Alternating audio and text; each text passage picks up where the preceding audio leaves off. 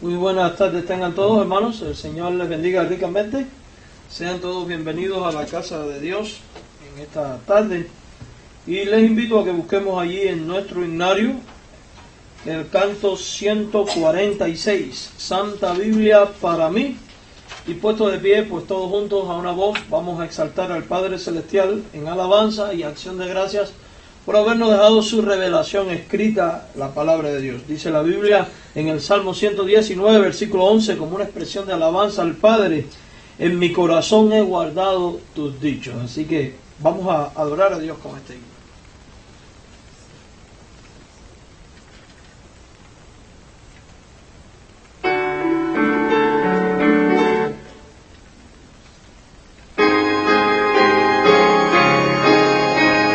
Santa Biblia para mí.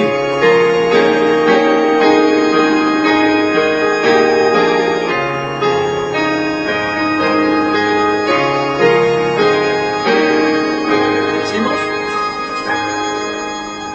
Santa Biblia para mí, eres un tesoro aquí, tú contienes con verdad la divina voluntad, tú me dices lo que soy, de quién vine y a quién voy.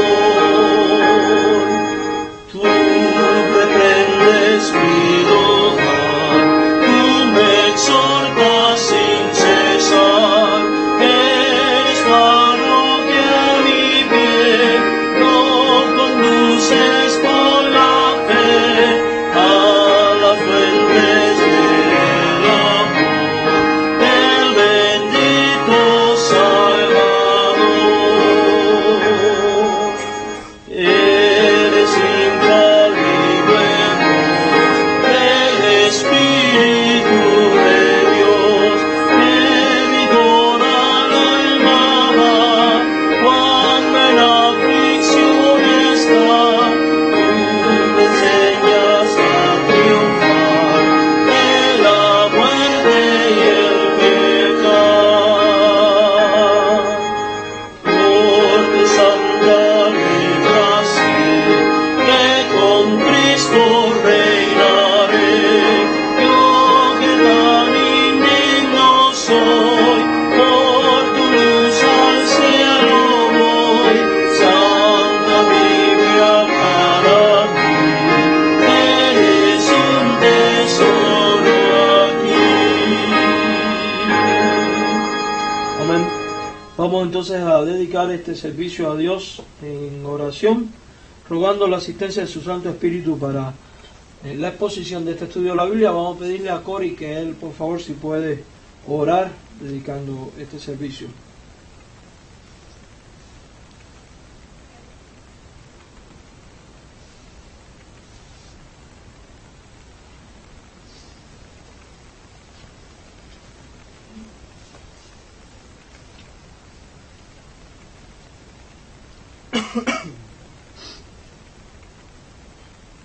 Dear Lord, I thank you so much for the very breath that we get to take, the very steps that we get to take in glory of you, Lord, that the smallness of us and how wonderful you are, Lord, the amazingment that your creation unfolds, that your attributes scream out, that your love dictates, that everything you do in our lives, that everything you do in our spiritual walk, that it's all done by you. Nothing is done by us. Nothing is done through our abilities, through our strengths, through our talents. Nothing is done by us. It's all been given by you. It's all been done through you, Lord. And I pray that we can see that. I pray that we can value that. I pray that we can hold on to that through uncertain times, through desperate times, through confusing times, through struggles, through anything that we go through, that we can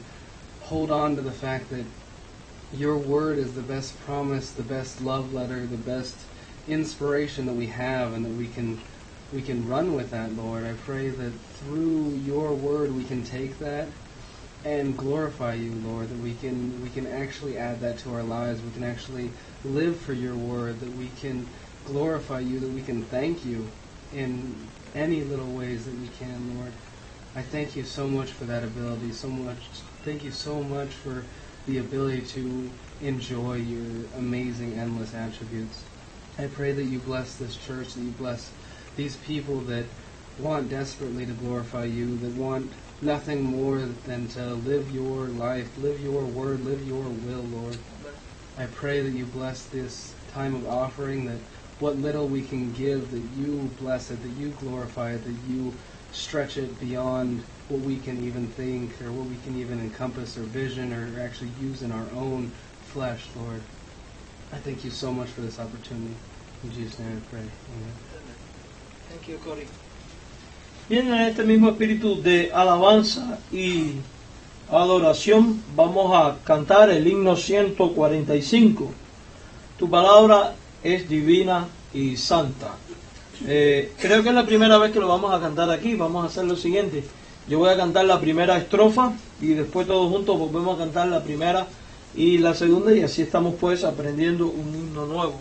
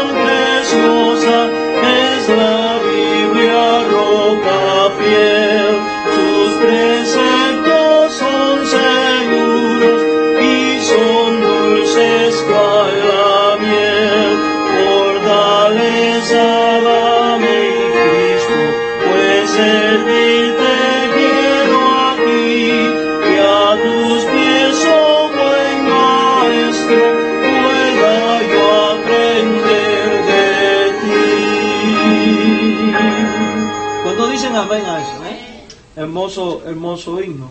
Vamos a cantar uno más y vamos a buscar el himno.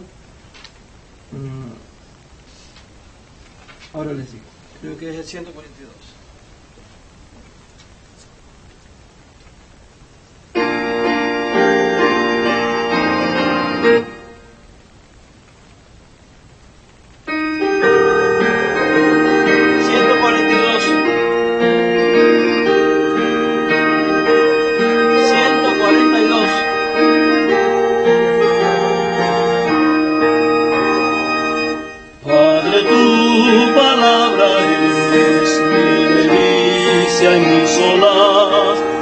Siempre aquí mis pies, y a mi alma traiga paz. Es tu ley, Señor, Padre celestial, en perenne resplandor, yo soy guía mortal. Vamos a cantarlo conmigo.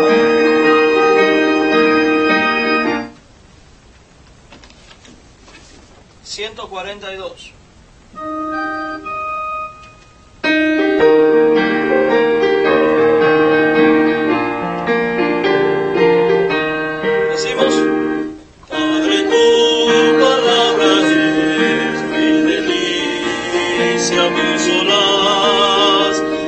para siempre ni mis pies, y a mi alma traiga paz. Es tu ley, Señor, faro celestial, que en perenne resplandor norte y guía al mortal.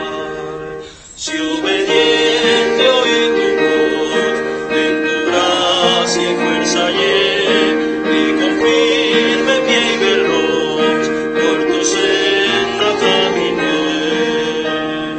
Es tu ley, Señor, faro celestial, que en perenne resplandor norte y guía al mortal. Tu verdad es mi sostén contra toda tentación, mi destino cual también cuando asalta la aflicción. Es tu ley, Señor, faro celestial, que en perenne resplandor norte y guía al mortal. Son tus dichos para mí, letras fieles de salud. Dame pues que oiga a ti con filial solicitud. Es tu ley, Señor, faro celestial, que en perenne resplandor me guía al mortal. Pueden tomar asiento, gracias. En este mismo espíritu de alabanza y de adoración, traemos nuestras dádivas y nuestras ofrendas al Señor. Recordamos que durante todo este mes y hasta el final, hasta el domingo de resurrección, estamos recogiendo nuestra ofrenda para el sostenimiento de los misioneros nacionales, o sea, para el sostenimiento de las misiones dentro del país. A cada miembro se le entregó un sobre con este folleto. Si alguno ocupa más, el domingo vamos a traer más. Recuerde ponerlo a nombre de la iglesia y poner misiones nacionales. Así que vamos a orar dedicando al Padre Celestial nuestras ofrendas, y después de ello pues cada uno de nosotros de manera ordenada, saliendo por aquí y entrando por acá, no al contrario, saliendo y entrando, vamos a traer nuestras ofrendas aquí a la mesa. Padre, gracias por este tiempo que nos permite estar en tu casa. Dedicamos ahora estas ofrendas y estas dádivas a ti, para que tú, Señor, las uses para el extendimiento de tu obra. Bendice las manos que van a dar, también aquellas que por alguna razón u otra no pueden hacerlo. Junto con esta ofrenda dedicamos nuestra vida, nuestro corazón, todo lo que somos, y rogamos también que tú escuches nuestra voz y nuestra oración por aquellas peticiones que a diario tenemos delante de ti. En Jesucristo. Amén.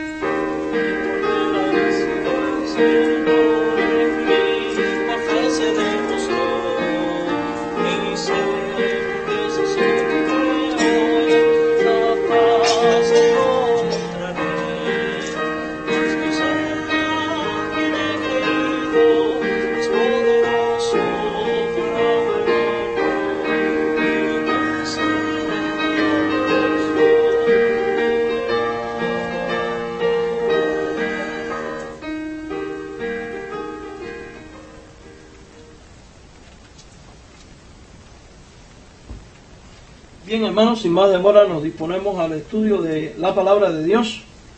Y como ustedes recordarán, estamos llevando una serie apologética sobre ¿es Pentecostés una segunda bendición? ¿Están vigentes los dones de profecía, señales, visiones, milagros y sanidades? Y estamos dando respuesta a la luz de la palabra de Dios. Y por eso el mensaje de hoy es una continuación de la semana pasada. Por eso lleva por título La cesación de los dones de señales, número 2.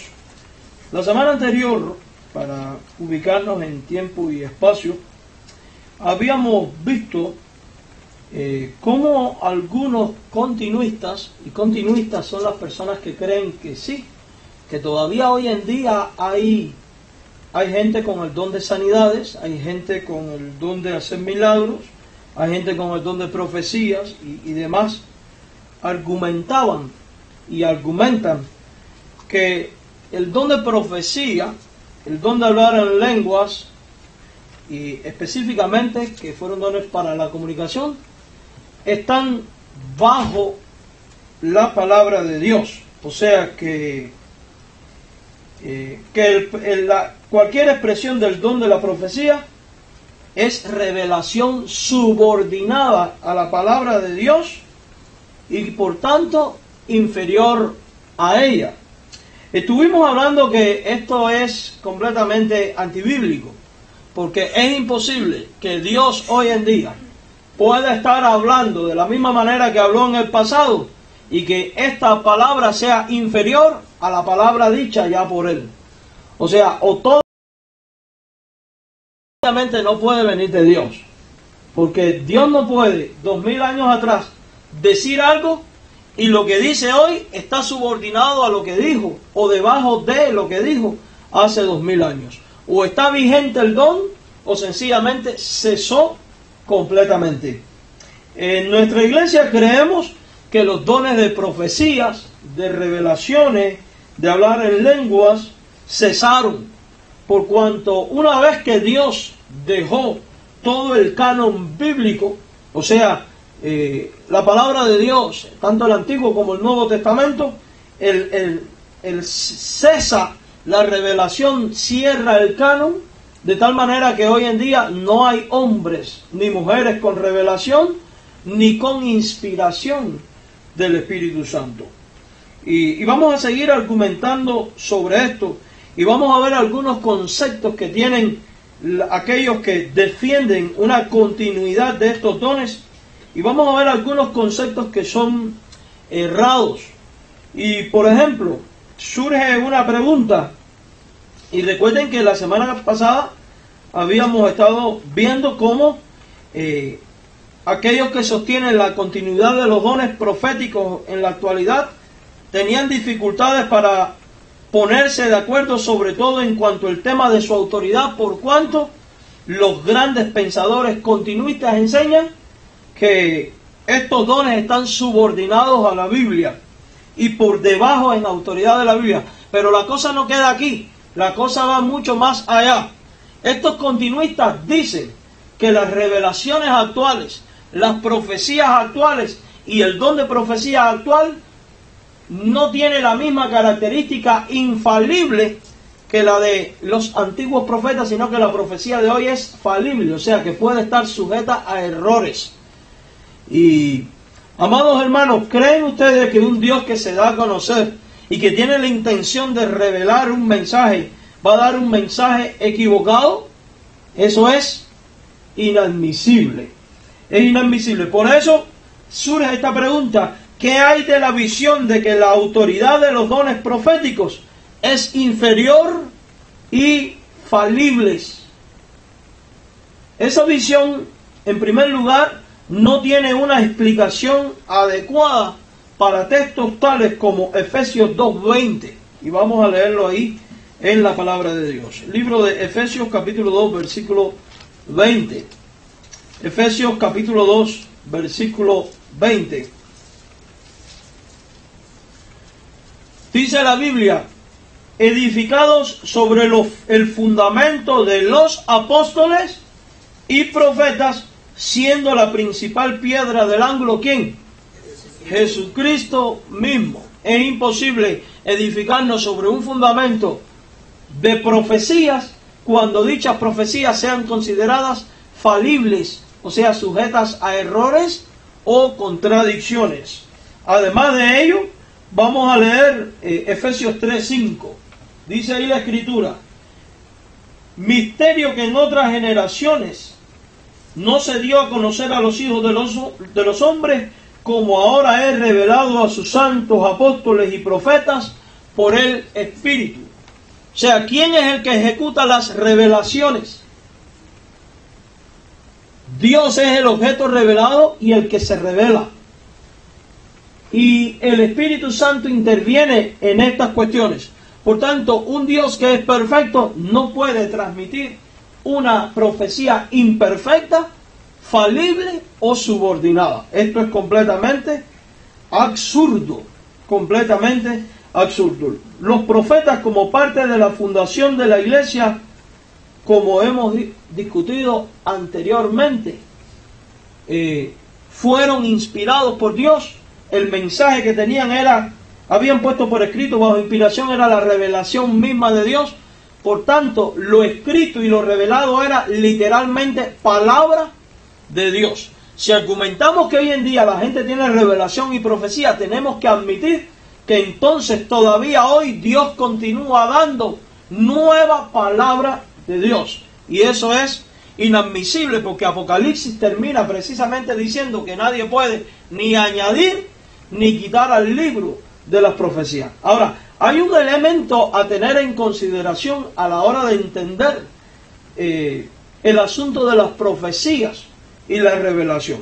Y es que en la Biblia, toda profecía y todo profeta y toda persona usada por Dios para esto, siempre trajo un mensaje que incluía a la humanidad toda en cuanto al tema de la redención. Por ejemplo, toda profecía en la Biblia tiene que ver con un tema en específico y afecta a la humanidad entera. No es profecías particulares para una persona determinada. Y aun cuando hay profecías para personas determinadas, esa profecía afectaba a esa persona de tal manera que esa persona al mismo tiempo, por su enseñanza, por su mensaje, por su estilo de vida, iba a afectar a la humanidad toda. O sea que nunca hay un particularismo que excluya a la edificación de todo el pueblo de Dios para todas las edades. Todo profeta siempre redundó su mensaje para la edificación del pueblo de Dios, y es parte de la historia de la redención del pueblo de Dios. Fíjense que cuando a Pablo se le presenta Ágabo el profeta y le dice: la persona de quien es este cinto va a sufrir en Jerusalén, la gente podría decir: ahí está, se le está diciendo lo que le va a pasar en Jerusalén. Pero, amados hermanos, este acontecimiento, que es un tanto particular en Pablo, ¿iba o no a afectar a la cristiandad toda y al mundo entero? Ciertamente que sí, porque se le está diciendo que él va a Jerusalén, y estamos en medio de una circunstancia en la cual la gente le está diciendo: no vayas a Jerusalén, y Dios le quiere decir: tienes que ir. Además de ello, tenía que ir porque tenía que dar testimonio allí, y allí iba a ser perseguido para al final terminar ¿dónde? Delante del emperador romano y de los reyes, dando testimonio del evangelio de Cristo, tal y como se le había dicho en su conversión. Instrumento escogido me eres para dar testimonios ante reyes y emperadores. Además de ello, es a través de este proceso de sufrimiento y encarcelamiento donde Pablo iba a disponer del tiempo para recibir la dirección de Dios en cuanto a la escritura de aquellas epístolas que después iba a emitir desde las prisiones, y que probablemente en otro tiempo, debido a su faena, no hubiera escrito. O sea que siempre la profecía involucró a toda la historia de la redención y a la humanidad. Nunca vemos en la Biblia profecías tales como Dios me está diciendo que tú vas a salir embarazada de un varón. Y cuando vemos esos casos, como fue el caso de Zacarías, que se le dice: tú darás un hijo, un varón, pondrás por nombre Juan, es porque este hombre iba a afectar a todo el mundo, pero nunca fuera de ello. Y aún hay otros pasajes donde hay ciertas profecías más particulares, donde implica acciones que iban a afectar al pueblo todo. ¿Recuerdan, por ejemplo, ustedes cuando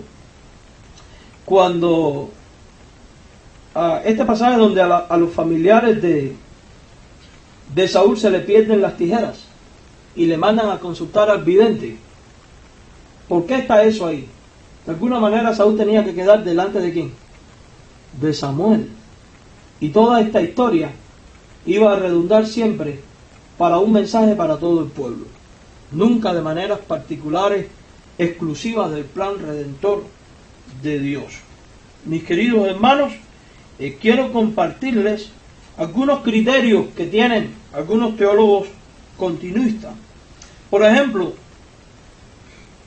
Wayne Grudem ha argumentado extensamente en este caso diciendo: los profetas no son los profetas mencionados en otras ocasiones en Pablo, sino los apóstoles.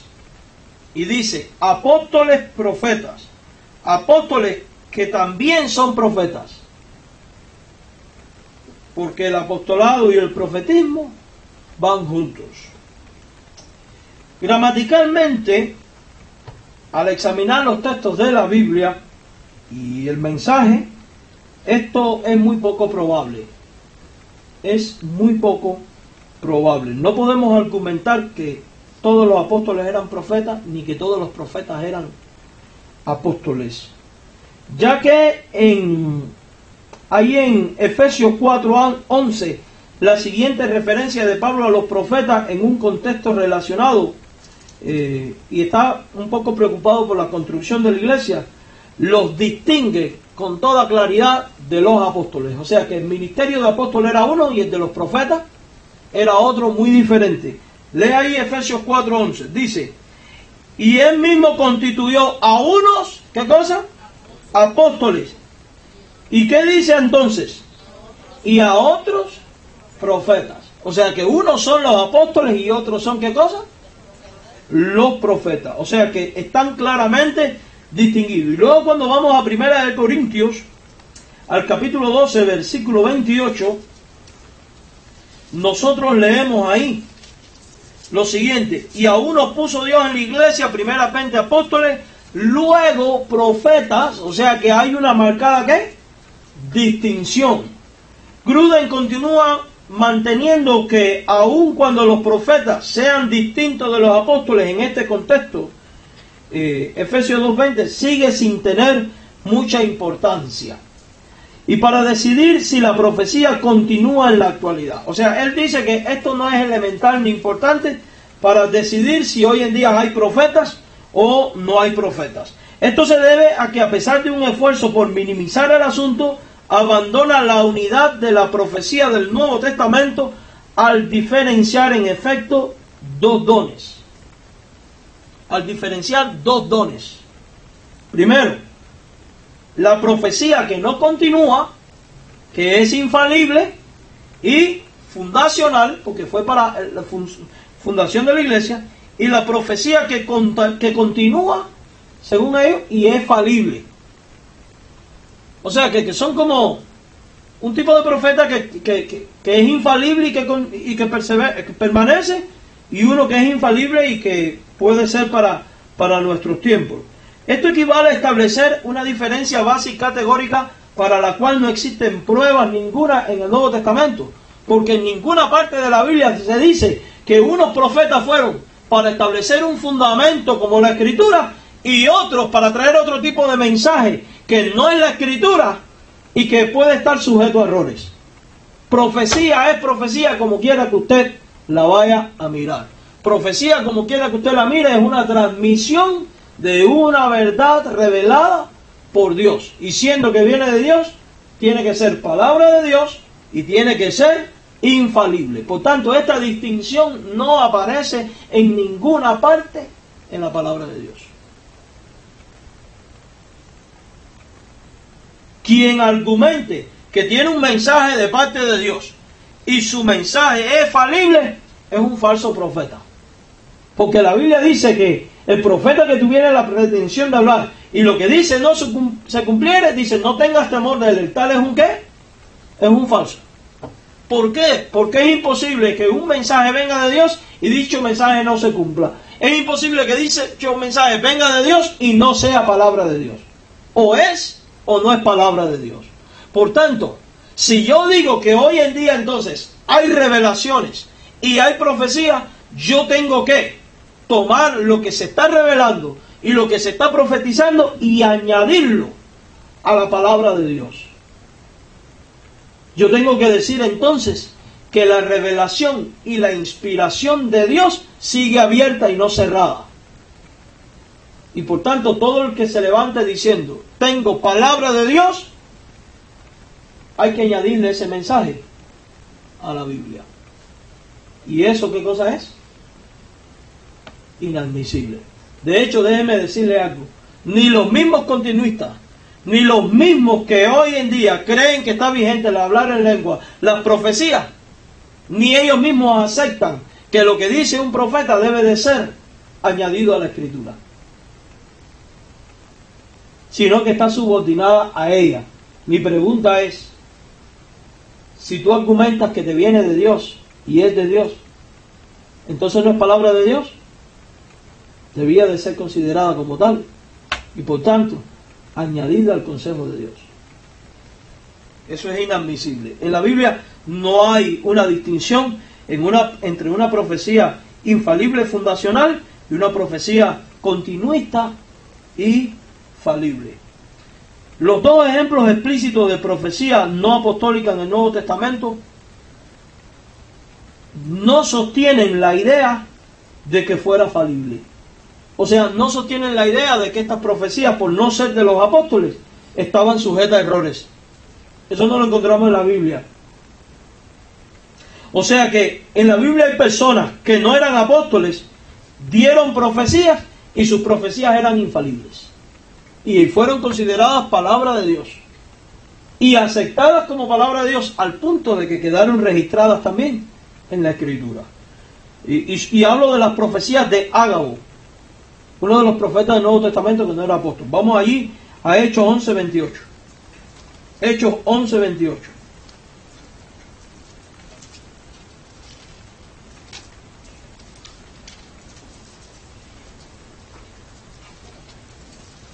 Hechos 11:28. Vamos a leer desde el 27. En aquellos días unos profetas descendieron de Jerusalén a Antioquía. Y levantándose uno de ellos, llamado ¿cómo? Ágabo, daba a entender por el Espíritu. Número uno, ¿es considerado profeta? Recuerden que tenemos que ubicarnos en un tiempo histórico. El canon no está cerrado. El don todavía está ¿qué? Vigente. Y dice que está hablando ¿por quién? Por el Espíritu. O sea, no está dando mensaje suyo. Por tanto, si es del Espíritu, lo que el Espíritu dice es falible o infalible. Infalible, sin errores. ¿Es palabra de Dios o no? Lo es. Si es palabra de Dios, ¿se va a cumplir o no? Dice que vendría una gran hambre en toda la tierra habitada, la cual sucedió en tiempo de Claudio. Y fíjense que después en el 29 dice que los creyentes, cuando llegó ese momento, enviaron ofrendas y socorro. ¿Se cumplió o no? Se cumplió. ¿Estaba sujeta a errores? Ahora, usted dirá, ¿cómo afecta eso a la historia de la redención? Mucho. Porque esta hambre y esta profecía va a dejar una lección para toda la cristiandad. ¿Cuál es? Que los hermanos han de amarse y que los hermanos han de sostenerse y de apoyarse independientemente de dónde vivan y quiénes sean. Confirma el ama a tu prójimo como a ti mismo. Confirma la doctrina de la salvación. En esto sabréis que sois mis discípulos si os amáis los unos a los otros. Ahora vamos a la segunda ocasión en que este hombre profetiza. Hechos 21:10.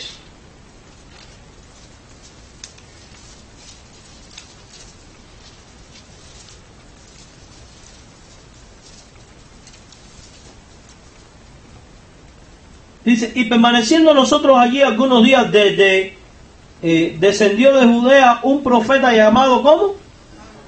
Aquí está el hombre otra vez. Quien viniendo a vernos tomó el cinto de Pablo y atándose los pies y las manos dijo, esto dice el Espíritu Santo. Número uno, ¿el mensaje de quién viene? Del Espíritu Santo. Por tanto, tiene que ser infalible. así atarán los judíos en Jerusalén al varón de quien es este cinto, y le entregarán en manos de los gentiles. ¿De quién era el cinto?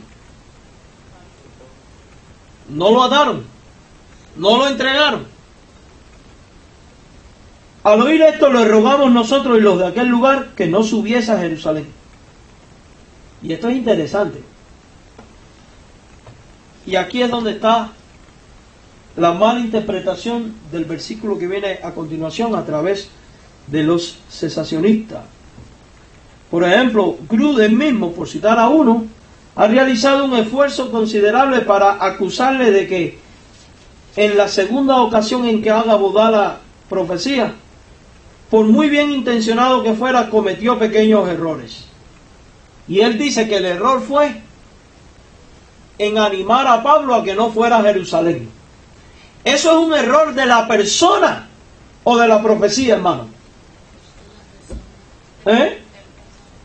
Eso es un problema de la persona, no de la profecía. Se parece al caso cuando Jesús dice, voy a Jerusalén, el Hijo del Hombre va a Jerusalén, allí será entregado, y Pedro le dice, no vaya, Señor. ¿Qué le dice Jesús? Quítate delante de mí, Satanás, eres piedra de tropiezo. Es exactamente lo mismo. Dios le está diciendo, vas a Jerusalén, vas a sufrir, y la gente, movido por su sentimentalismo, le da un consejo contrario: no vayas. La profecía aquí tiene varios propósitos. Número 1, revelarle a Pablo lo que le iba a ocurrir. Número 2, dónde le tenía que ocurrir, cómo tenía que ocurrir, y por ende revelarle a Pablo la voluntad de Dios. Esto te tiene que ocurrir. ¿Cómo produce una noticia tan negativa consolación en Pablo? Esto me va a ocurrir, tengo que sufrir, pero es la voluntad de Dios. Dios tiene un plan y un propósito, y yo quiero estar en el centro de su plan y su propósito. ¿Eso hace falible a la profecía de este hombre, hermano?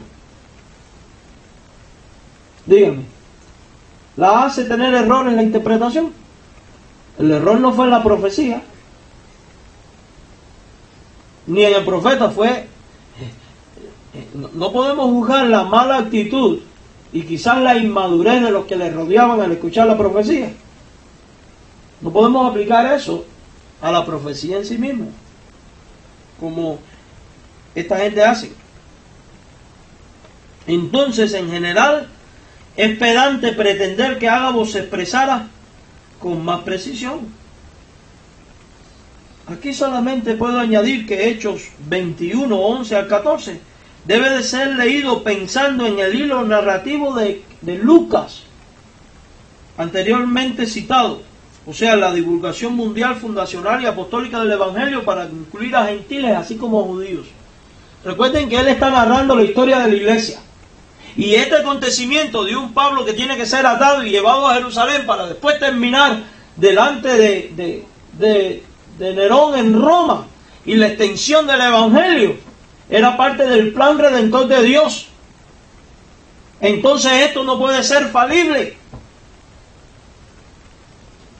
Leído en ese marco contextual, lo que pasaba en Cesarea, incluyendo la profecía de Ágabo, se lee naturalmente como un recuento paralelo de la descripción comprimida de lo que se le dijo a Pablo anteriormente en Tiro, allí en el versículo 4.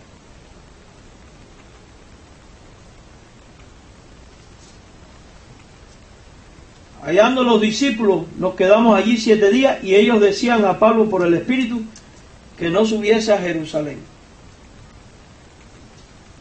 Por su parte, ambos casos ilustran la verdad arrolladora expresada anteriormente por el mismo Pablo al hacerles un recuento de su ministerio único a los ancianos efesios. Salvo que el Espíritu Santo solamente me da testimonio en cada ciudad diciendo que me espera cadenas y aflicciones. Hechos 20:23. El hecho de que en cada ocasión los discípulos, y quizás también el mismo Ágabo y otros que profetizaban, intentaran disuadir a Pablo, no compromete de ninguna manera la verdad infalible y orientada por el Espíritu de lo que se estaba profetizando, mis hermanos. De hecho, puede ser que un profeta reciba una profecía y él mismo no entienda dicha profecía, porque el profeta es solamente un portavoz.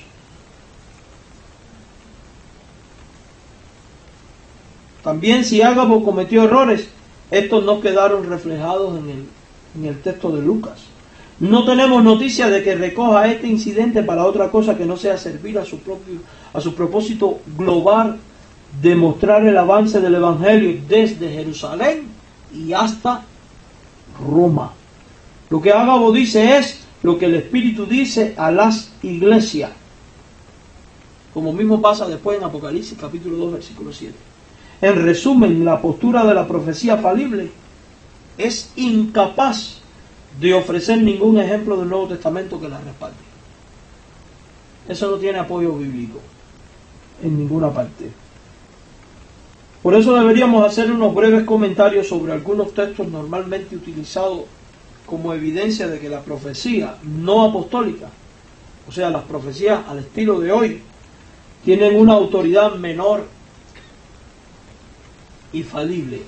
Por ejemplo, los que defienden esto citan normalmente 1 Corintios 14, 29. Vamos a leer el texto. 1 Corintios 14, 29.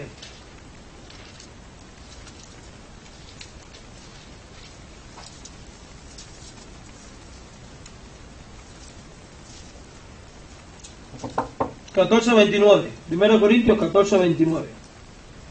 Asimismo los profetas hablen 2 o 3 y los demás juzguen. El verbo aplicado a profecía, diacrinos, en griego, tiene un amplio sentido semántico y los continuistas se basan en esto. Y puede esta palabra estar construida de diferentes maneras dependiendo del contexto particular. Y déjeme decirle algo. En griego una palabra puede tener varios sentidos, pero lo que define el sentido final de la palabra es el contexto en el que está enmarcado. ¿Me explico? Puede significar esto o esto, pero el contexto es el que va a definir realmente cuál es el que aplica. Y esta palabra puede verse como evaluar, comprobar, juzgar y pesar. Puede ser traducido, además de profecía, como evaluar, comprobar, juzgar y pesar. Pero mi hermano, cuando usted lee el contexto 1 Corintios 14, el contexto está hablando de evaluar la profecía o del orden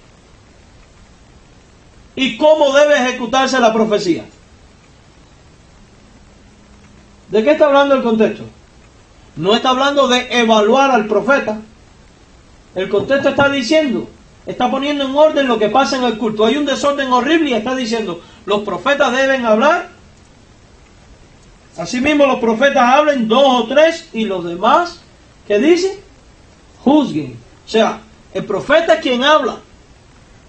El demás debe juzgar. Y cuando habla de juzgar, no se está refiriendo a cuestionar si es falible o no, sino a cómo aplica la profecía a tu vida, porque se da por sentado que la persona es profeta de Dios porque ha sido comprobado como tal.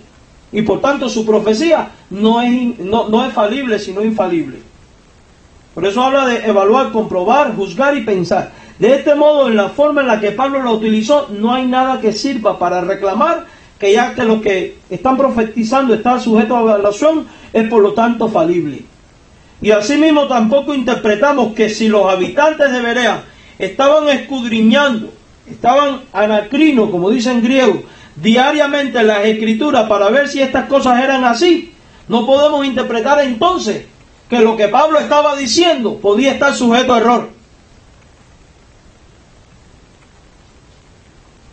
De hecho, Lucas los alaba por hacer esto, pero tenemos que entender que lo que Pablo les enseñaba no tenía autoridad apostólica infalible y completa, argumentan algunos. Y esto es completamente erróneo, porque la Biblia dice claramente, Pablo dice en ella, el evangelio que yo tengo no lo he recibido de hombre alguno ni por enseñanza, sino ¿por qué? Por revelación de Dios. Entonces la gente escudriñaba para ver si eran así para una aplicación. Es difícil ver cómo 1 Corintios 14:36 sirve para justificar que la no apostólica tiene menos autoridad. La pregunta de Pablo, ¿acaso la palabra de Dios salió de vosotros? En este pasaje está casi sin duda dirigida no a los profetas en especial, sino, mis hermanos, a toda la iglesia de Corinto en relación con las otras iglesias. No se está dirigiendo a los profetas en específico, sino a toda la congregación. Lea el verso 33. Lea el verso 33.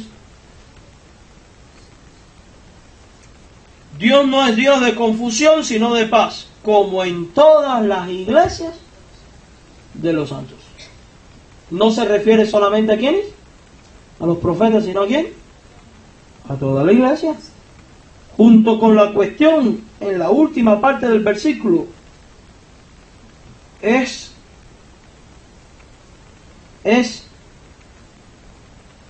algo interesante. Es como cortantemente retórica. ¿Por qué? Porque tiene la misma fuerza que decir lo siguiente: es que la verdad comienza y termina en vosotros, o creéis que solo vosotros tenéis la verdad del Evangelio y de sus implicaciones. Lea el verso 36. ¿Acaso ha salido de vosotros la palabra de Dios? ¿O solo a vosotros ha llegado? A eso es a lo que nos referimos, mi hermano. O sea, la idea es que la verdad comienza y termina en vosotros. ¿Os creéis que solo vosotros tenéis la verdad del Evangelio y de sus implicaciones?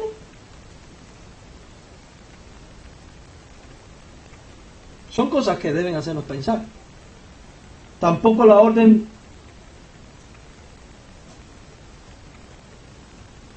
Tampoco lo que Pablo habla en 1 Corintios 14, 37 al 38 apunta a que ellos tengan menos autoridad.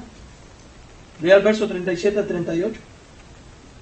Si alguno se cree profeta o espiritual, reconozca que lo que os escribo son mandamientos del Señor. Mas el que ignore, ignore. Mas el que ignore, ¿qué? Ignore. Esto apunta a que ellos tengan menos autoridad.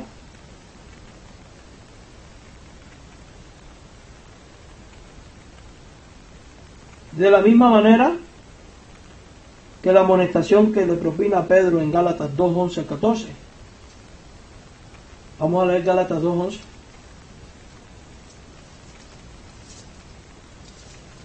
Pero cuando Pedro vino a Antioquía, le resistí cara a cara porque era de condenar. Pues antes que viniesen algunos de parte de Jacobo, comía con los gentiles, pero después que vinieron, se retraía y se apartaba porque tenía miedo de la circuncisión. Y en su simulación participaban también los otros judíos, de tal manera que aún Bernabé fue también arrestado por la hipocresía de ellos. Pero cuando vi que no andaban rectamente conforme a la verdad del Evangelio, dije a Pedro delante de todos: si tú siendo judío vives como los gentiles y no como judíos, ¿por qué obligas a los gentiles a judaizar? Hermanos, ¿qué está condenando Pablo? ¿El mensaje o la actitud? ¿No tiene nada que ver con el mensaje?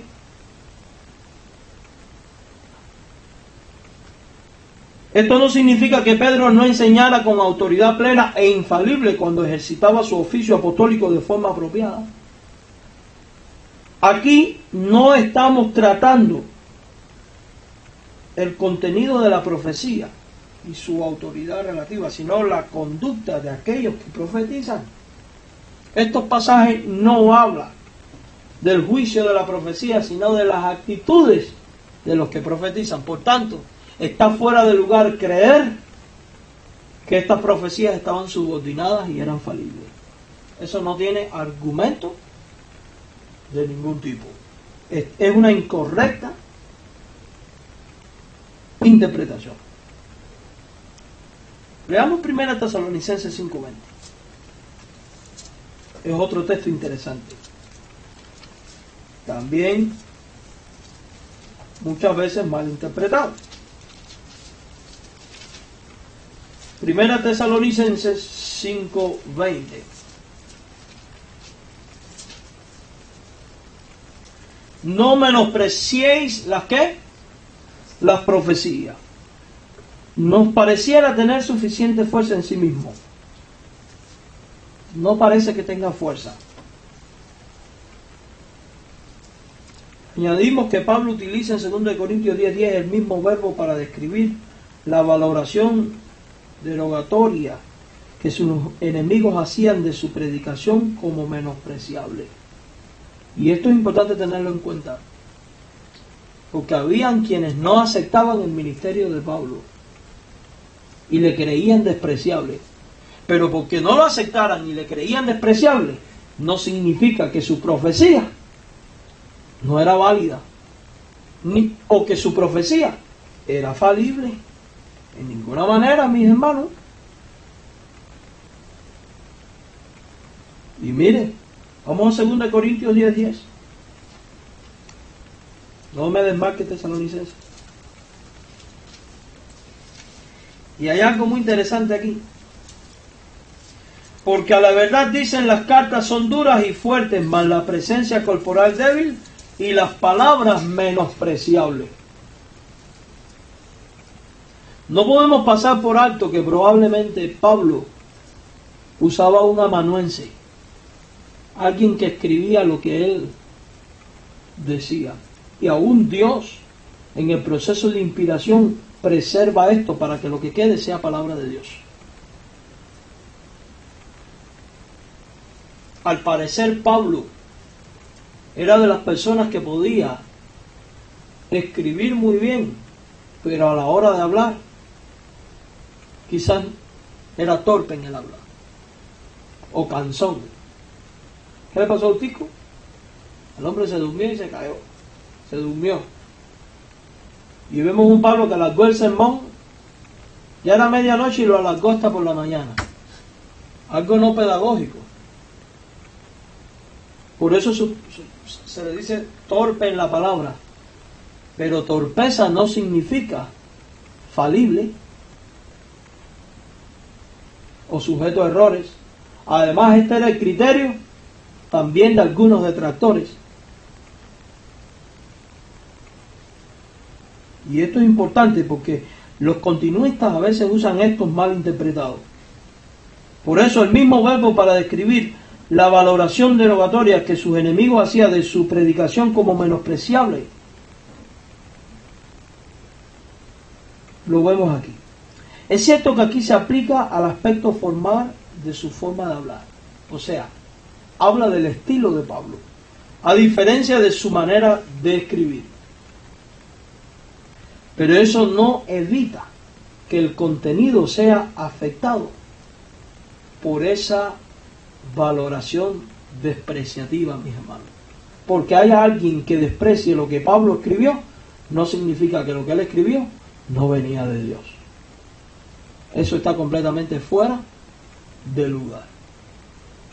Fuera de lugar. Porque en el proceso de inspiración, Dios preservó tanto a la persona que recibe la revelación como al que está escribiendo. Porque el objetivo de Dios es que quedara por escrita y sin error su palabra. Por tanto, no podemos censurar como falible la profecía de Pablo, porque sencillamente había un grupo, como los hay hoy en día, que no les gustaba la manera en que Pablo hablaba. Nosotros tenemos gustos. Hay predicadores que no nos gustan y decimos, no me gusta cómo él predica. Sin embargo, del mismo predicador, otros dicen, me gusta cómo predica. Y porque el gusto de la gente sea variable, significa que lo que predica el pastor es verdadero o falso. Lo que determina lo que es verdadero o falso es la palabra de Dios, no el estilo de la persona. Yo conozco personas que tienen un nivel cultural muy bajo, quizás no usan toda la técnica, la elocuencia, la retórica necesaria para exponer un mensaje, pero lo que predica es bíblico. lo que prediqué es bíblico. Yo no puedo decir que porque Pablo era torpe en esta manera, como se describe aquí, o su estilo, algunos lo consideraban de una manera no agradable, que su mensaje no venía de Dios, o estaba sujeto a imperfecciones. Eso no prueba absolutamente nada. Eso está completamente fuera de lugar. Completamente fuera del lugar. Hermanos míos, no debemos ignorar otro texto. Uno que supone un enorme problema para algunos continuistas. 1 Corintios 12, 28.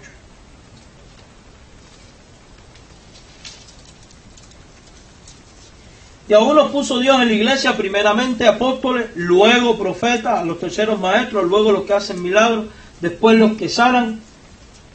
Y si usted se da cuenta, expresa un orden.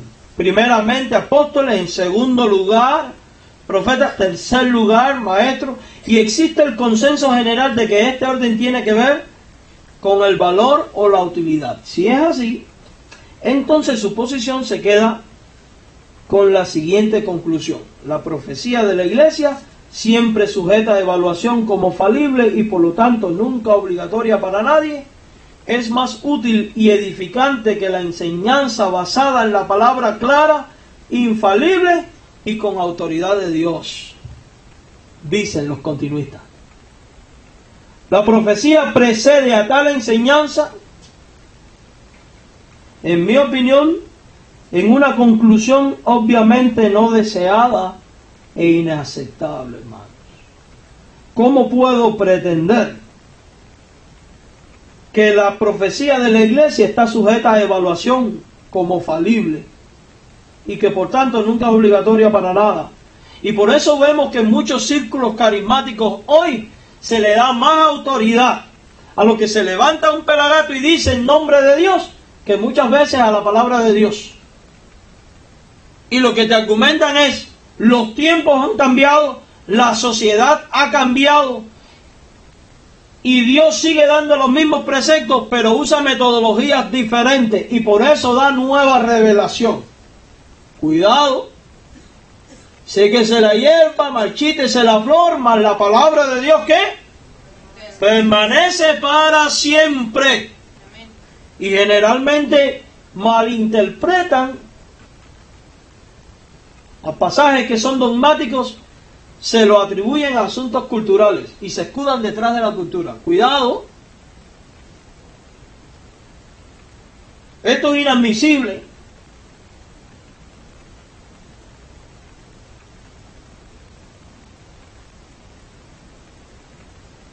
Todos los continuistas, especialmente los defensores de la postura falible, insisten en que la profecía está siempre subordinada a la Escritura y que debe de ser comparada a la luz de esta, de modo que su suficiencia y autoridad no solamente no se ven amenazadas, sino mantenidas. Ya vimos que esto es ilógico. Supongamos por un instante que sea correcto. Ellos mismos no practican esto. Porque no ha visto a ninguno que se pare y diga: Dios está diciendo, y empieza a hablar cosas, y alguien diga: espérate un momento, vamos a agarrar la escritura para ver si lo que tú me estás diciendo se somete a lo que aquí está. ¿Usted lo ha visto hacer? Yo no lo he visto. Una vez llegó un muchacho a mí y me dijo: estuve anoche en un culto donde hubo una unción tremenda. Yo cuando oigo estas cosas me digo: a ver, ¿en qué fue la unción? Dice: en que Dios dijo a las 8 de la noche, a las 9 en punto, voy a derramar mi Espíritu Santo y voy a hacer que todo el mundo profetice. Hermano, y apenas el reloj dio las 9, todo el mundo empezó a hablar en lengua y todo el mundo a la misma vez empezó a profetizar. Le dije: mira, ahí está la clave del asunto. Eso no viene de Dios. ¿Por qué? Porque si tú me dices que las profecías y los acontecimientos están subordinados a la Escritura, el Dios que dice: hable uno, hable dos, tres, y por turno, y los demás callen, no va a poner a hablar a todo el mundo al mismo tiempo. Porque Dios no se contradice, ni Dios viola su propio orden. Eso es imposible.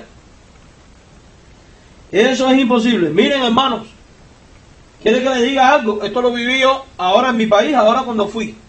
Este viaje no, el otro.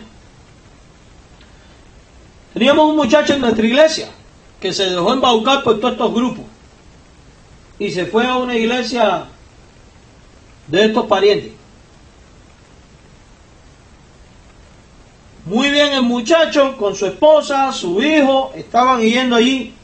Se para a profetizar uno, que el número uno tiene un doble estándar de vida.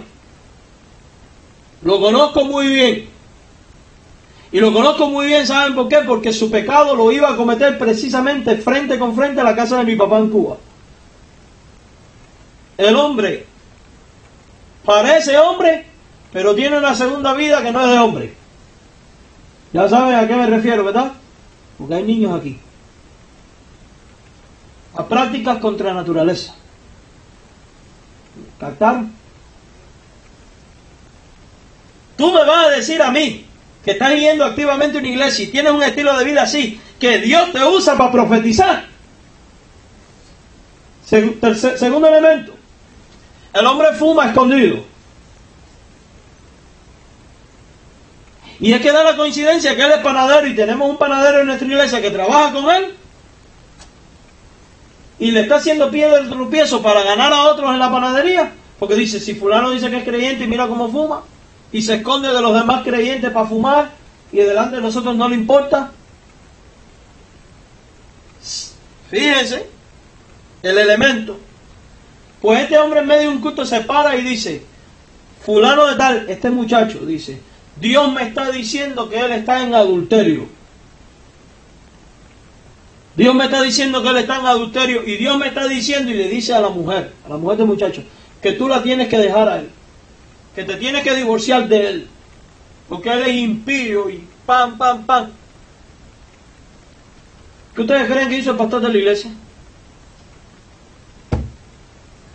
Le exigió el divorcio a la pareja y disciplinó al muchacho y lo expulsó de la iglesia porque estaba en adulterio, porque lo dijo un San Juan de los Palotes y todo era mentira. Y la muy mensa de la muchacha le creyó y lo dejó y fue y se divorció. Hermanos, ¿qué dice la Biblia del divorcio? Dice, salvo por causa de fornicación. Y aun cuando es por causa de fornicación, la separación es la segunda opción, porque Dios siempre da como primera opción el perdón.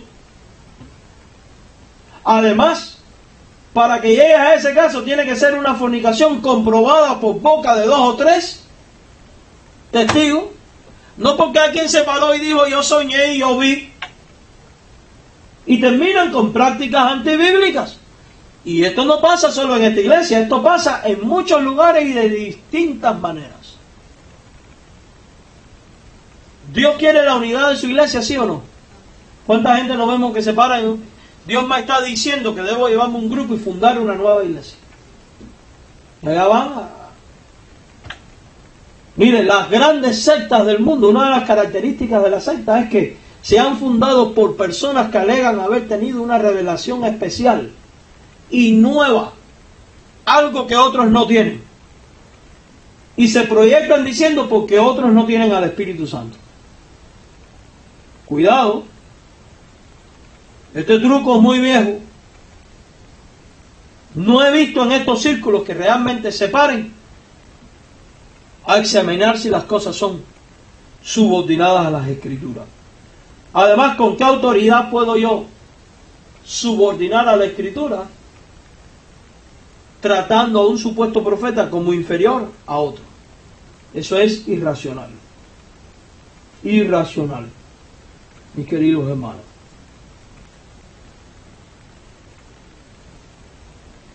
Mire,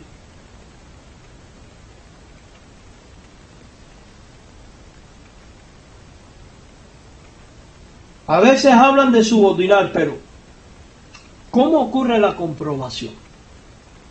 La profecía en el Nuevo Testamento, por ejemplo la de Ágabo, y la que se dice que tiene lugar en la actualidad, a veces es tan específica que simplemente no pueden ser evaluadas por las escrituras existentes. Por eso no puede haber profecías hoy. Por ejemplo, se insta a un individuo o a un grupo a una acción determinada basándose en, por ejemplo, un sueño, que no puede ser juzgado por la Biblia, a menos que la acción implicara la violación de un mandamiento. La Escritura, por su propia naturaleza, guarda silencio sobre aquellos detalles que le hacen parecer un sueño de revelación, que le dan ese carácter específico y distintivo.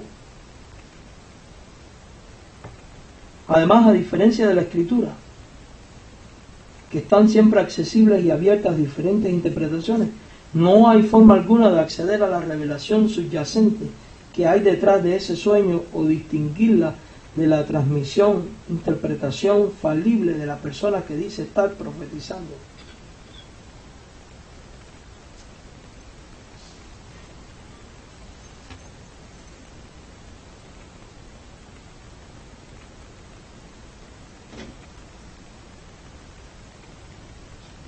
Porque ¿cómo pruebo por las Escrituras que Pablo iba a ser atado?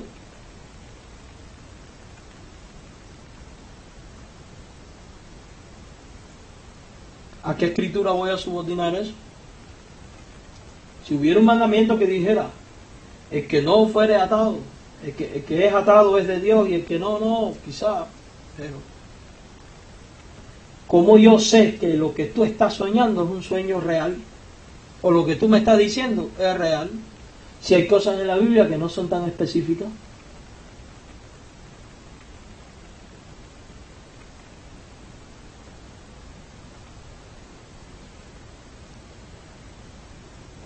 No se puede ver de otra manera. Esto abre las puertas a una revelación en la iglesia actual que no es ni revelación redentora especial y canónica, ni revelación general que sale de nosotros como creados a imagen de Dios y del mundo que nos rodea. Lo que se afirma es un tercer tipo de revelación que va mucho más allá de lo dado. Muchas veces dicen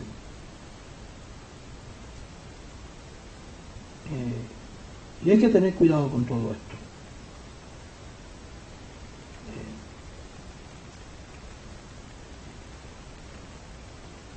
Muchos argumentan que es una revelación en el sentido de iluminación del Espíritu para la actualidad de una verdad ya revelada. No confunda los términos revelación con iluminación, ni con inspiración. Son tres cosas distintas. La revelación no es otra cosa que el acto mismo de Dios de darse a conocer un misterio que de otra manera el hombre no hubiera podido conocer jamás. La inspiración es la acción sobrenatural del Espíritu Santo para que los siervos pongan por escrito y sin error la palabra de Dios revelada. Y la iluminación es la acción sobrenatural del Espíritu Santo en el creyente para que éste entienda sin errores la verdad que fue revelada, inspirada y puesta por escrito. No son las mismas cosas, no las confunda. Y mucha gente confunde en esto. Confunden revelación con iluminación. ¿Nos habla Dios hoy en día de manera personal? Sí, a través de su palabra. Y a veces la gente dice, Dios me reveló en su palabra que yo tenía que. Dios me iluminó y me permitió comprender que yo debía de hacer esto, aquello, lo otro, o tomar esta decisión. Son dos cosas, hermanos, muy distintas. La iluminación produce discernimiento en el creyente. Y ese discernimiento le permite entender la voluntad de Dios y el camino a seguir. Eso no es revelación. Son dos cosas muy diferentes. Son dos cosas muy diferentes. Las revelaciones en la Biblia siempre afectaron a la totalidad de la obra redentora, de alguna manera u otra, para que quedaran plasmadas como escrito y como palabra de Dios.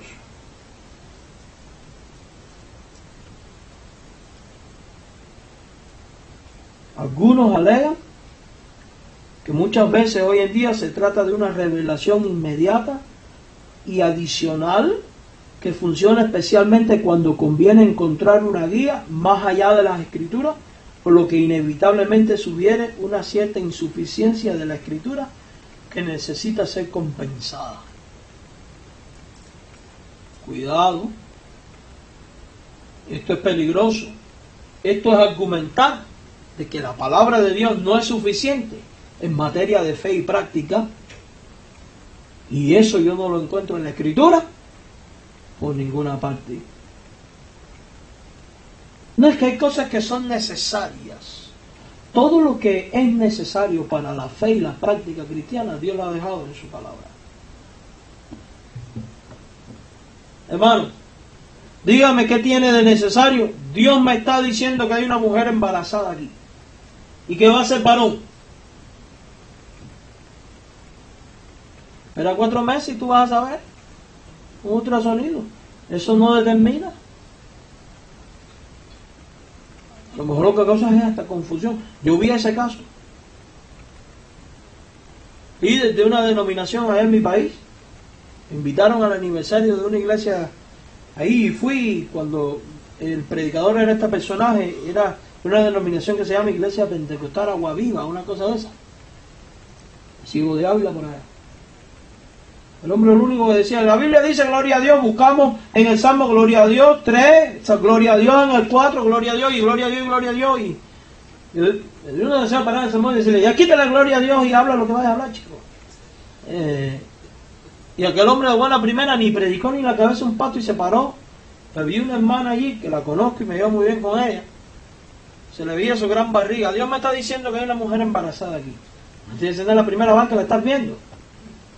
Y Dios me está diciendo que traes hembra. A mí me dio una risa porque me dieron unos deseos de meterme en la predicación y decirle, te equivocaste, la semana pasada fue el ultrasonido y el varón lo que trae. Y que según muy ungido, haciendo señales y milagros y sanidades. Y estos Pancho Pérez los he visto muchas veces. En mi país hay otro personaje, Orson Vila, famoso porque echaba fuera demonios y liberación y sanidades y cuanto Dios creó perico. Dijo que iba a venir un diluvio sobre la ciudad de Nuevita en Cuba, que iba a arrasar y iba a desaparecer esa porción, que a los calvos le iba a salir pelo, a los mancos las manos, y que lo grabaron en disco y lo pasaron por toda la isla. El hombre fue llamado ante la seguridad del Estado y todo porque causó terror. Mucha gente le creyó. Hermano, y ese año fue el año que más sequía hubo en el oriente del país. ¿Qué diluvio si dice la Biblia que no habrá más diluvio? Y la gente cree todas estas sandeces. Dios me está diciendo que tú vas a ser sano de tu dolencia si oras poniendo la mano sobre este vaso de agua y te tomas el vaso de agua. Eso es espiritismo. ¿Con qué trabajan los espiritismos? El espiritismo de mesa. ¿Con qué trabaja? Le voy a decir con qué trabaja. Con un vaso de agua. Lo ponen en el centro de la mesa y rezan el Padre Nuestro y después se mojan con el agua y se toman el agua. Eso es espiritismo. Y cuidado. Aquí yo quiero saber si me duele una pierna o la cabeza. ¿En qué determina saber que te duele o no? Que uno esté ahí al frente diciendo que a alguien le duele la cabeza. ¿En qué edifica eso la iglesia de Cristo? Dígame. ¿Sabe qué es lo que sí trae edificación? Cuando Dios le habla y le confronta. Por su palabra. Porque Dios habla. Yo no estoy diciendo aquí Dios no habla de manera personal al creyente. No, Dios sigue hablando al creyente. Pero habla por dónde? Por la palabra, la profecía más segura, como dice la palabra. Usted quiere dirección en su vida, consejo, qué hacer, qué no hacer, busque la palabra. Yo garantizo que Dios le va a hablar por ella. Por eso termina diciendo nadie puede añadir. Hermano, si termina diciendo que nadie puede añadir, es porque el sistema usado por Dios para transmitir palabra de Dios, en el sentido de revelación, iba a ¿qué? A cesar. Porque es imposible que Dios diga nadie puede añadir y Dios siga dando.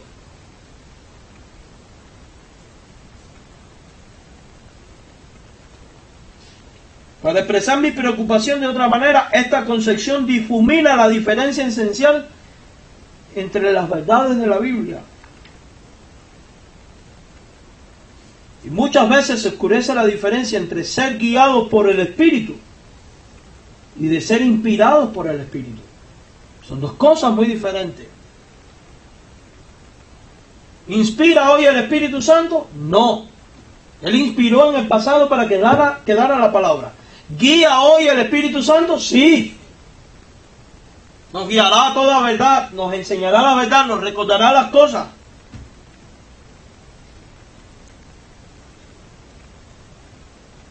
Alguien escribió, y escuchen este fenómeno: la profecía es una lente adicional que mejora la visión. Puede aumentar temporalmente o en ocasiones incluso reemplazar las lentes de la Escritura. Lo escribió uno de estos grandes sesudos. ¿Qué usted cree?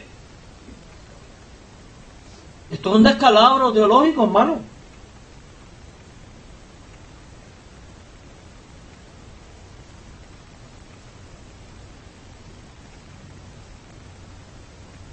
Mire, Dios no se revela a sí mismo, como esta postura cree, a dos niveles diferentes, uno público y canónico, y acabado, y otro privado y continuo. Eso no existe. Dios, cuando reveló su palabra, la reveló para todos. Y la revelación siempre incluyó a todos, no a grupos privados. Ninguna escritura es de interpretación privada. Dice Primera de Pedro.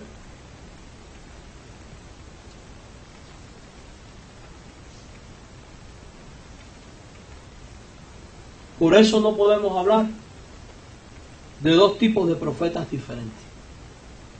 No podemos hablar de un mensaje que es subordinado al otro. No podemos hablar de un Dios que da una palabra que en uno es falible y en el otro es infalible. No podemos hablar de un mensaje que fue dado, escrito, y de otro que es dado, no se escribe y que puede pasar por alto el escrito. Porque entonces, ¿para qué queremos la Biblia? Díganme.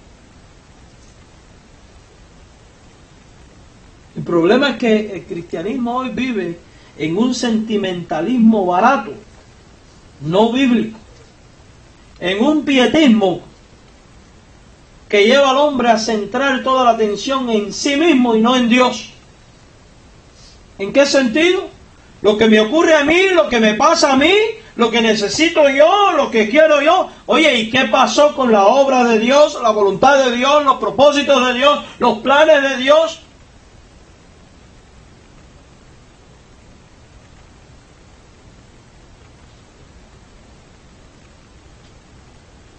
Y generalmente este tipo de cosas hace que el hombre centre más su atención en el hombre y no en la persona de Dios. Y usted quiere comprobarlo. La mayoría de la gente que alegan hoy tener don de profecía y ser profeta son soberbios. Se creen superiores a los demás en la iglesia. Son sarcásticos. Hacen distinción de personas. Desprecian a otros.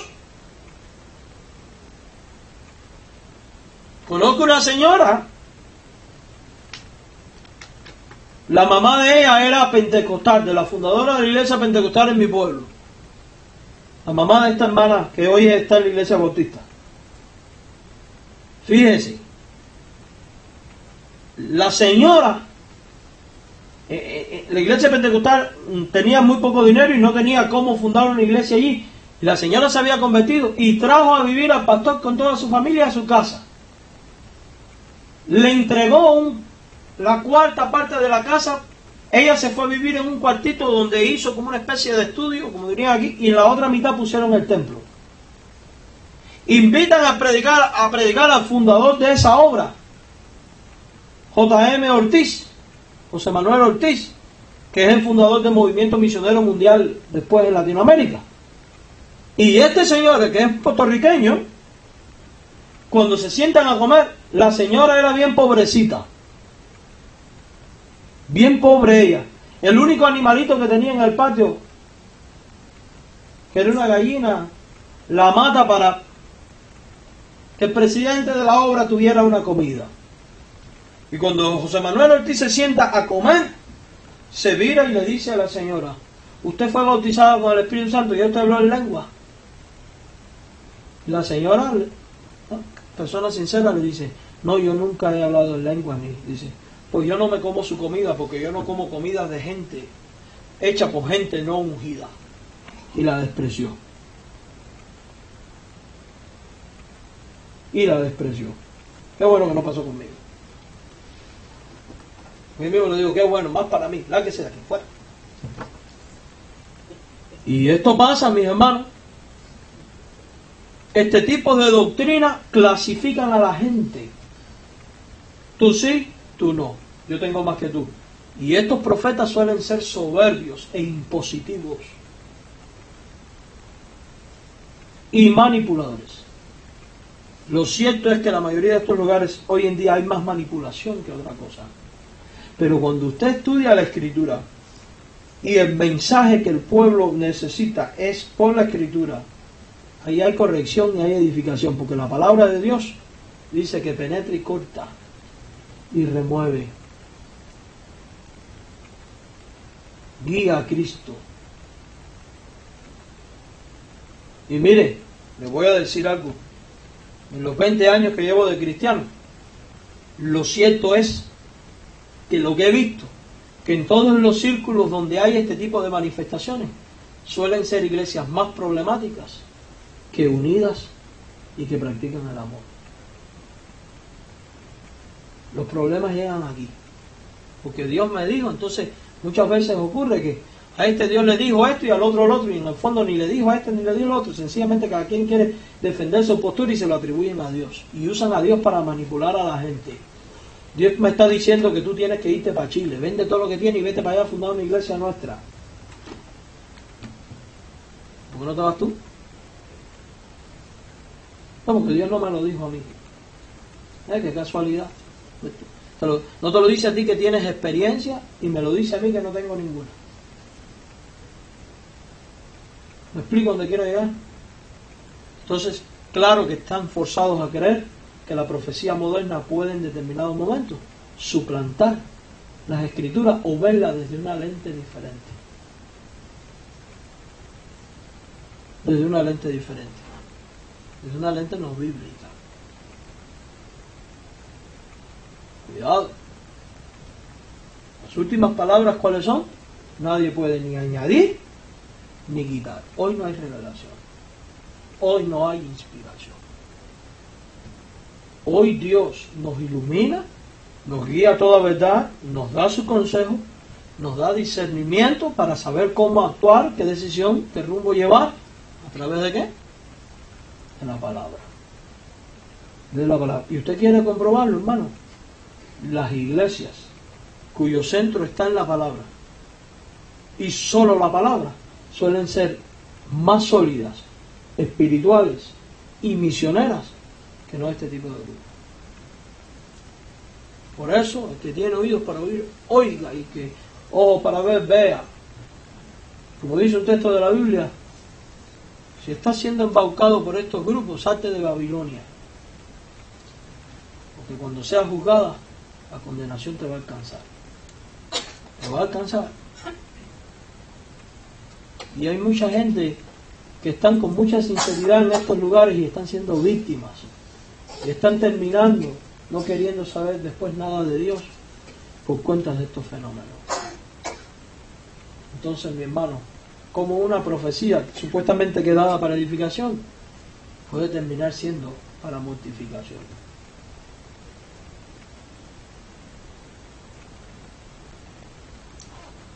Una vez estuve en un lugar, ya voy a terminar, así, se para el pastor de la iglesia y dice: Dios me está diciendo, habían sembrado un campo de frijoles en la iglesia para vender después los frijoles y construir el templo, y qué es el rollo de esto.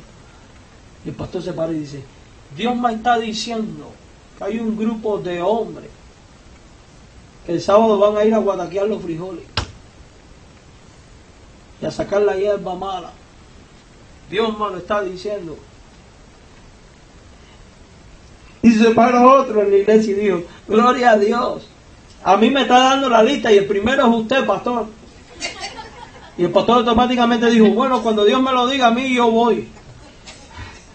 Y ahí es donde usted ve. Esto lo vi yo, hermano. No es que me lo contaron. Lo vi yo.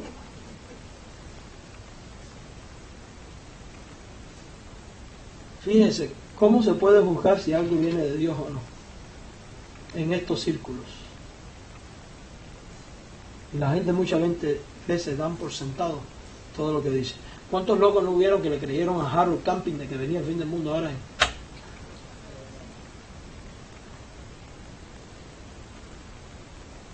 Me acuerdo, supuestamente el 21 de mayo y el día 20, me estaba yendo de lunes, le dije a mi esposa, la noche hay que disfrutar porque según Harold Camping mañana se acaba las cosas, Pero bueno, me dio un día antes.